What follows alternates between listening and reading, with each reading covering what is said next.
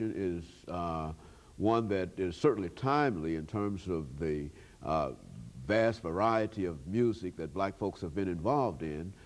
And we want to talk about that today. But let's start off by talking about Charles Dungy, to have you give us some information about your background, your education, your experiences, and some of the things that were important in terms of your career that eventually led you to Tennessee State University as the professor in the Department of Music and dealing specifically with jazz music. You see, we want to highlight that because we want to specialize on that in a real sense, as you do. But let's start off with you, Mr. Dungy. Well, briefly, I am a Nashvilleian.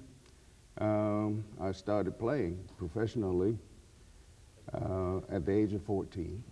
I was educated in the Nashville public schools. Went to Washington Junior High School, Pearl High, with Tennessee State graduate.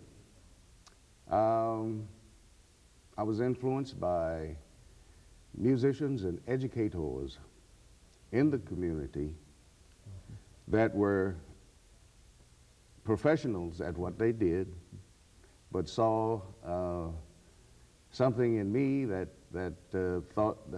they thought they could develop, which I am glad for. I was given the opportunity at the age of 14 to play with a professional band, Mr. Pullen, Dr. Pullen, who was a great contributor to the Nashville community in the area of music and education. He brought music to the parks, the public parks, Hadley Park in particular. Started that as being a yearly function. He also was instrumental in the early Tennessee State Collegiate organization. I was offered a voice scholarship to Fisk University by Mr. Work. Dr. Work thought I had a voice that was trainable. He's a famous one. A very famous educator and songwriter and a producer of marvelous things that this community enjoyed for so many years.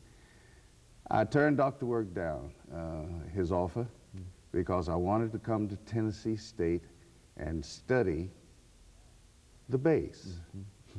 Now, one of Duke Ellington's premier bassists was James Blanton, Jimmy Blanton from Chattanooga, Tennessee. So I thought if Jimmy Blanton could come to Tennessee State, certainly it would be good enough for me, and maybe some of his marvelous talents could rub off and his spirit could give me the right notes. I'm glad I made the decision.